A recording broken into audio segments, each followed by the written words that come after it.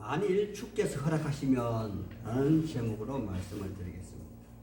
하나님의 사람들이여, 우리의 속담에 부모가 자식을 사랑함에 있어서 10손가락 깨물어 안 아픈 손가락이 없다고 하지만, 그럼에도 불구하고 부모는 자식 중에 못난 자식, 특히 문제가 많은 자식에게 더 애착을 가지고 애정을 더하는 법입니다. 여기 사도 바울은 애측에 고린도 교회를 개척할 당시 아덴에서 만족할 만한 열매를 보지 못하고 피신하다시피 하여 정착하게 된 지역이며, 그와 비슷한 시기에 로마로부터 추방당한 우리에게 너무도 잘 알려진 브리스길라와 아굴라 부부를 만나 장막 깁는 생업을 같이 하며 그의 집에서 교회를 개척하였으나 참기 어려운 동족의 반대에 부딪혀 교회를 옮겨야만 하는 극심한 어려움을 겪기도 하였습니다. 그럼에도 불구하고 뒤에는 그곳에 있는 해당장까지 세례를 받게 하는 영적인 부흥 속에 교회를 성장시켰습니다.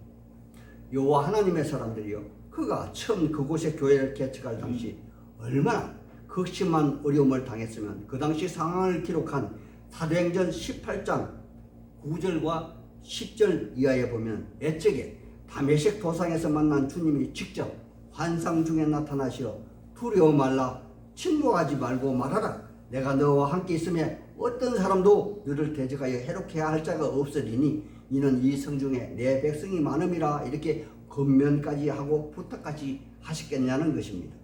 여호와 하나님의 사람들이요, 이쯤 되면 사도 바울보다 우리 주님이 더 마음이 안달이 났다는 말씀이겠죠.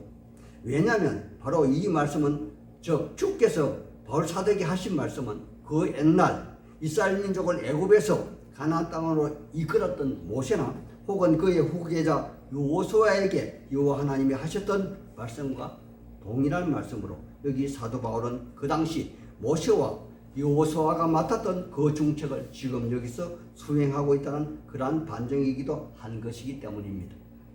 반면 바울의 입장에서는 실로 한 개인이 감당하지 못할 사역을 1년 반이나 눈물로 사역하며 탄생한 열정과 애정이 녹아있는 그러한 교회라는 것입니다.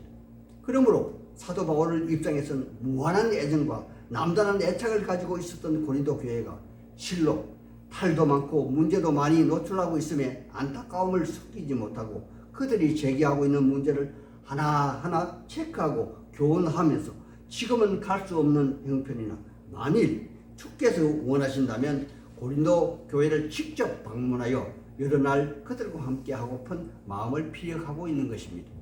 그럼 여기 16장의 본문에서 두 가지 질문이 주어져 있는데, 바울은 그들에게 정말 살얼음 이를 긋는 심정으로 자신의 입장이 아닌 복음의 전달자로서 자기의 사명을 다하고 있는 모습을 같이 한번 살펴보기를 원합니다.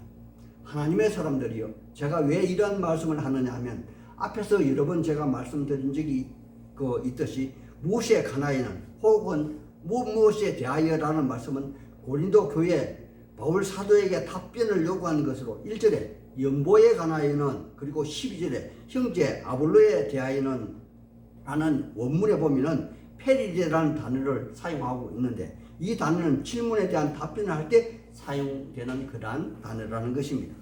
그리고 사도 바울의 결단성과 조심성을 나타내 주는 말씀으로 그들의 질문에 답을 함에 있어서 단호한 주님의 입장을 취하나 결정적인 연보의 전달자는 그들 내부에서 그들이 신뢰하여 인정할 만한 사람으로 하라고 그들에게 권한을 임하는 것과, 또 동력자 아볼로와의 협력에서도 자신의 입장보다는 아볼로의 의사를 더 먼저 우선시하고 있다는 것입니다. 그러므로 이러한 생각을 바탕에 두고 오늘 본문을 살펴보겠습니다. 첫째, 연보에 관한 말씀을 드려보겠습니다. 현 우리가 살고 있는 이 땅에는 모든 가치가 돈으로 환산이 가능한 그러한 세상입니다. 심지어 돈이면 권력을 가질 수도, 즐거움을 살 수도, 생명을 연장할 수도 있습니다. 하지만 우리 그리스도인의 삶은 하나님의 말씀대로, 성경 말씀대로 살리고 결단한 인생들이 아니냐 하는 것입니다. 우리는 돈으로 살 수 없는 일들을 추구하며 눈으로 볼 수 없는 것을 믿고 또 바라보며 세상의 판단에 따르는 삶이 아니라 장차 도래할 주님의 판단 기준에 따라서 우리의 삶의 기준을 맞추어 우리의 정체성을 정립한 여호와 하나님의 사람들이라는 것입니다. 그렇다면 당연히 우리의 삶은 이 세상의 삶의 기준과 다른 삶을 살아야 할 것입니다. 하지만 그럼에도 불구하고 아직 우리는 육신의 한계를 벗어나지 못한 우리에게 물질의 한계를 받으며 물질의 유혹을 벗어날 수가 없는 그러한 형편입니다. 여기 바울 사도도 이러한 삶의 원리를 너무도 잘 알고 있었을 것입니다. 그래서인지 여기서도 구약의 그 개념인 헌금, 즉 하나님께 드려지는 헌물 개념이 아니라 연보라는 그러한 단어를 사용하고 있습니다. 이를 제가 가지고 있는 영어 성경에는 하나님의 사람들을 위한 콜렉션, 즉 콜렉션 for God's people 이라하여 보다 강제성이 덜한 구제의 헌물이라고 그렇게 이야기하고 있는 것 같습니다. 여호와 하나님의 사람들이요, 신약 시대 이후 교회의 개념은 그 옛날 성전의 개념과 전혀 다릅니다. 성전 시대는 하나님이 성전의 법궤가 있는 곳에 하나님이 머무셨습니다. 그래서 성전은 거룩하게 하고 또 신성시 하였다는 것입니다. 하지만 신약의 오순절 사건 이후 교회는 하나님을 믿는 성도가 곧 교회이므로 성도의 마음가짐이 거룩하고 깨끗해야 하므로 성도는 청결한 삶을 요구받고 있는 것입니다. 그러므로 성도들이 모이는 교회당은 분에 넘치게 지나치게 아름답게 웅장하게 거대하게 장식하고 건축하는 것은 저는 옳지 않다고 생각합니다. 그래서 오늘날 어떤 지각 있는 목회자들은 학교 강당을 체육관을 임대하여 교회당으로 삼으시고 많은 재정을 전도회, 해외 선교회 그리고 농어촌 교회의 자립을 위해 그렇게 사용하고 있다는 것입니다.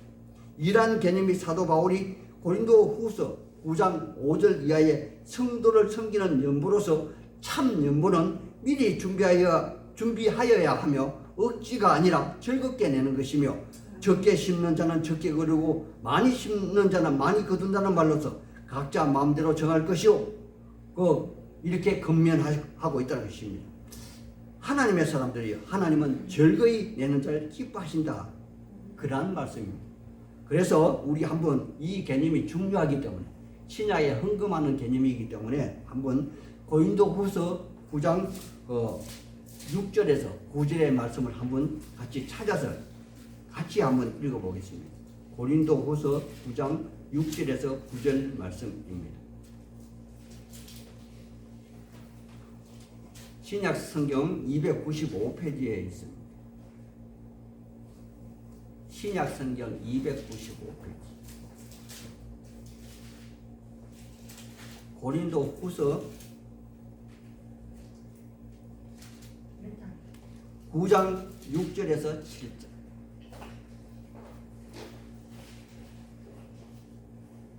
찾았습니까? 자, 같이 한번 읽어보겠습니다. 6절에서 9절까지 시작. 이것이 곧 적게 심는 자는 적게 거두고 많이 심는 자는 많이 거둔다는 말씀이거든. 각각 그 마음에 정한 대로 할 것이요 인색함으로나 억지로 하지 말지니 하나님은 즐겨내는 자를 사랑하시느니라. 하나님이 너희 모든 은혜를 너에게 넘치게 하시나니 이는 너희로 모든 일에 항상 모든 것이 능력하여 모든 착한 일을 넘치게 하게 하려 하심이라. 기록됨과 더 가난한 자들에게 주었으니 그의 의가 영원토록 있느니라. 아멘. 여호와 하나님의 사람들이여, 그러므로 연보는 보상적 차원에서 드려지는 것이 아니라 하나님의 일의 차원에서 드려지는 것으로 많은 일을 하는 자에게는 많은 것을 허락하신다는 그러한 말씀입니다. 그렇다면 보상적 차원의 일은 어떠한 일일 것이며 반대 급부는 어떠하냐는 것일까요? 하나만 제가 예를 들어보겠습니다. 보상은 당연한 권리가 있음에도 불구하고 사용하지 않고 여호와 하나님께 의탁하는 것으로 사도 바울은 당연한 목회자의 생활비도 한 번도 요구한 바가 없으며 바울은 이것이 저 천국에 가서 하나님이신 우리 주님께 자랑할 것이라 주장하는 것이 있는데 바로 고린도전서 9장 18절에 있습니다. 그런즉 내 상이 무엇이냐? 내가 복음을 전할 때에 값없이 전하고 복음으로 말미암아 내게 있는 권리를 다 쓰지 아니한 것이라 이렇게 당당하게 주장할 수 있는 것이 바로 보상적 차원이라는 것입니다. 그러므로 외람된 말씀이지만 우리 하늘 향기 나는 교회 이야기를 제가 좀 하겠습니다. 저희 교회는 개척한 지 8년 차이지만 아직 한 번도 그 목사의 사례비를 책정한 적이 없습니다. 물론 목사가 능력이 없어서 성도가 없기 때문에 목사의 향유비를 받고 싶어도 받을 수 없는 그러한 처지이기도 합니다. 하지만 목사가 카펜터, 목수로서 그 돈을 벌고 있지 않습니까? 그리고 교회 200명 이상 모이는 교회 담임 목사 생활비보다 더 많이 벌고 있다는 것입니다. 요즘은 목사의 직업이 목수보다 더 인기가 없다는 것이겠죠. 그래서 저는 다른 목사님 만날 때마다 제가 밥값은 제가 내려고 그렇게 작정한 사람입니다. 그리고 우리 교회는 타 어느 교회보다 화목하게 점심을 잘 먹지 않습니까? 대형교회, 우리 교회처럼 잘 먹는 교회가 드물 것입니다. 아마 대한민국에서는 몰라도 태국에서는 그래도 잘 먹는 그러한 교회에 속할 것입니다. 이것이 하나님의 신비라는 것입니다. 좀 엉뚱한 대로 흘러갔죠. 다시 본문으로 돌아가 보겠습니다. 아무튼 사도 바울은 구제 헌금에 대하여 권면을 하는 정도가 아니라 명령을 하고 있습니다. 1절에 내가 갈라디아 교회에 명한 것 같이 너희도 그렇게 하라 이렇게 기록하고 있습니다. 그런데 제가 갈라디아 서신을 아무리 읽어봐도 사도 바울이 갈라디아 교회에 헌금하라는 말을 찾지 못했습니다. 하지만 갈라디아서 2장 9절에서 10절 이하의 말씀에 따르면 야고보, 게바, 즉 베드로, 요한도 당시 기근으로 인한 예루살렘 교회를 도우라는 그러한 부탁의 말씀이 기록되어 있습니다.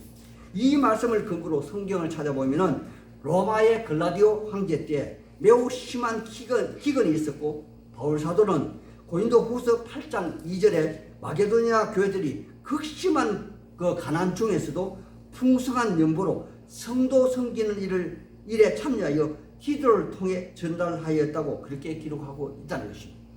그러므로 여기 바울 사도는 그들과 똑같이 성도 섬기는 일에 동참할 것을 명령하지만 그 과정에는 일체 관여하고 있지 않다는 것입니다. 3절에 내가 이럴 때 너희가 임재한 사람에게 편지를 주어 너희의 은혜 즉 연보를 예루살렘으로 가지고 가게 하라 그렇게 말하고 있다는 것입니다. 여러분 제가 평안히 사는 비결 하나 말씀을 드리겠습니다. 여러분 돈은 성경 신학에서 만문신이라고 하므로 이 돈을 가까이 하는 사람은 극도로 조심하여야 한다는 것입니다. 제가 예를 하나 들어보겠습니다. 정상적인 가정에서 돈을 버는 남편은 아내에게 통장을 통째로 맡기는 것이 좋습니다. 그리고 용돈을 다 쓰는 게 마음 편합니다. 그리고 살림하는 아내의 입장에서는 남편에게 생활비만 다 쓰면 굉장히 평안한 삶을 살 수가 있습니다. 돈 가지고 있으면 골치가 아프죠. 다시 본문으로 들어가서 제가 6절과 7절의 말씀을 읽어드리겠습니다. 왜냐하면 지금 바울 사도는 조심스레 자기의 속마음을 그들에게 드러내고 있기 때문입니다. 혹 너희와 함께 머물며 겨울을 지낼 듯도 하니 이는 너희가 나를 내가 갈 곳으로 보내어 주게 하려 함이라. 이제는 지난 길에 너희 보기를 원하지 아니하노니 이는 만일 주께서 허락하시면 얼마 동안 너희와 함께 머물기를 바람이라. 아멘. 이 말씀은 한마디로 보고 싶다는 얘기겠죠. 바울 사도는 지금 얼굴을 맞대고 마주대고 얘기하고 싶다는 그러한 말을 하고 있는 것입니다. 하지만 지금 바울에게는 자기의 원하는 마음보다 더 중대하고도 급한 사명이 있습니다. 지금 바울 사도는 에베소 교회에 있는데 그는 에베소 교회에서 굉장한 부흥을 맡고 있습니다. 이는 사도행전 19장에 언급된 성령의 역사로 바울이 안수함으로 성령이 임하고 방언의 역사가 있다는 것이며 또 예언다 하는 역사가 일어납니다. 또 자기의 손수건을 병든 자의 얹으니 병든 자가 고침을 받고 심지어는 마술사들이 두려워하여 스스로 엉터리 같은 그들의 마법책을 불사르는 일을 하였으며 그 은으로 만든 아데미 신을 팔아 이문을 남기는 데메드리오라는 사람은 에베소 시민을 선동하여 에베소에 큰 소동을 일으키는 그러한 사건이 있었다는 것입니다. 이렇게 성령의 역사가 임하는 곳에 마귀가 날뛰는 역사가 지금 에베소 교회에 일어나고 있으므로 바울 사도는 자신이 직접 가지 못하고 믿음의 아들 디모데를 고린도 교회에 보내노니 그를 통해 은혜를 받고 문제를 원만하게 해결하기를 원했던 것입니다. 두 번째 문제로 12절에 형제 아볼로에 대한 그러한 문제입니다. 여호와 하나님의 사람들이여, 여기 본문의 문맥상으로 보아 고린도 교회 다수의 교인들이 사도 바울이 없는 이곳에 아볼로 목사님을 초청한 것 같습니다. 그는 사도행전 18장 24절 이하에 보면 알렉산드리아의 태생으로 유대인으로 태어났으며 언변이 좋고 성경에 능통한 자이며 일찍이 주의 도를 배워서 열심히 있는 그러한 자라고 기록되어 있습니다. 그러므로 글에는 능하나 말에는 조란 사도 바울보다는 이 고린도 교회 말 잘하는 그러한 아볼로 목사님을 초청한 것 같습니다. 그리고 또한 우리는 고린도전서 1장 11절 이하에 보면은 고린도 교회의 분쟁에 있어서 바울파, 게바파, 아볼로파, 심지어 그리스도파로 나뉘는 그러한 것을 기억할 것입니다. 이렇게 어쩌면 바울 사도와의 경쟁각에 있는 아볼로 목사님을 고린도 교회에서 요청을 하므로 바울 사도는 친히 여러 번 성경에서는 많이 가라고 권했다고 그렇게 기록되어 있는데 아볼로는 전혀 갈 뜻이 없다고 그렇게 사양하였다는 것입니다. 그렇다면 여기 짧은 12절의 본문에서 우리는 의미심장한 몇 가지를 추정해 볼 수가 있다는 것입니다. 첫째, 고린도 교회 교인들 간에는 말에는 조라고 글에 능한 바울파, 바울을 사랑하는 사람들, 그리고 추진력 있는 케바, 베드로를 사랑하는 사람들, 그리고 이 말을 잘하는 아볼로를 좋아하는 사람들로 그렇게 나뉘어 있었지만 여기 본문의 말씀으로 미루어 보아 바울과 아볼로는 전혀 이해관계도 없고 경쟁하는 그런 것도 없는 아주 평안한 그러한 상태에 있었다는 것입니다. 지도자들 간에는 아무런 문제가 없었다는 것이죠. 왜냐하면 바울 사도는 그의 이름 앞에 형제 아볼로라고 이렇게 기록하고 있으며 또 많이 가라고 권유하는 그러한 사이였다는 것입니다. 그리고 바울 사도가 사용한 형제라는 단어는 제가 예적에 한번 알려드린 대로 아델포스라는 즉 한 어머니 뱃속에서 태어난 쌍둥이를 말하는 것으로 즉 바울과 아볼로는 하나라고 주장하고 있다는 것입니다. 두 번째, 바울 사도는 아볼로를 무한 신뢰하고 있었다는 것입니다. 그 이유는 아볼로를 따르는 교인들, 즉 아볼로파가 엄밀히 존재하는 그곳에 자기가 개척하여 자기를 추종하는 교인들이 다수를 점령하고 있는 고린도 교회임에도 불구하고 그에게 모든 권한을 임하여 교회를 하나 되게 하는 권한을 부여하고 있기 때문입니다. 세 번째, 무엇보다도 아볼로의 한 차원 높은 그러한 이해심을 볼 수가 있다는 것입니다. 여기 본문에는 아볼로가 왜 극구하지 않겠다고 했는지 그 이유를 밝히고 있지는 않습니다. 하지만 조금만 생각해 보면 아주 합리적인 추정이 가능해 보입니다. 아볼로는 아직도 분파가 있는 그곳에 바울이 없는 그곳에 자기가 가는 것이 바람직하지 않다고 판단한 것 같습니다. 왜냐하면 분쟁이 있는 그곳에 당사자가 나타나면 문제가 해결되기보다는 더 꼬이는 경우가 많기 때문일 것입니다. 만약 아볼로가 고린도 교회를 방문했다면 은빈이 좋은 아볼로를 따르는 교인들은 좋아들 했겠지만 반대로 거래 능한 바울파 그리고 열정이 넘치는 게바파 그들은 조금은 소원한 마음을 가질 것이 너무도 자명했기 때문이 아닌가 합니다. 여호와 하나님의 사람들이요, 교회는 아무리 작아도 아무리 커도 하나이고 또한 우주적인 것입니다. 왜냐하면 우리의 주님이 교회의 머리가 되시기 때문입니다. 아멘. 그러므로 교회는 하나이고 또한 우주적이라는 것입니다. 그리고 여기서 제가 참고 사항 하나를 알려드리겠습니다. 교회의 구제는 원칙적으로 내부에 속합니다. 그리고 외부에 구제하는 것은 전도 차원에서 부차적으로 하는 것이 원칙입니다. 많은 오늘날 사회인들이 교회가 너무 폐쇄적이고 자기들끼리 뭉치는 이기적인 집단이라고들 합니다.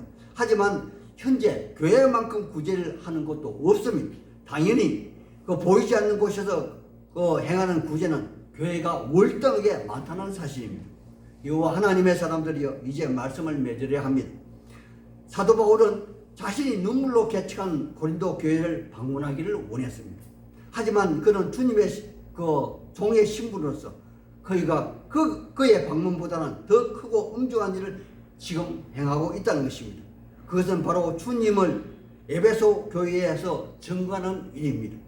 그래서 그는 고린도 교회를 방문하고 싶지만 그럼에도 불구하고 그는 더 광대하고 유효한 복음의 문이 열렸기에 못 가는 것이 너무도 당연하나 만일 주님께서 허락하신다면 갈 수 있다고 변명 아닌 변명을 하고 있는 것입니다.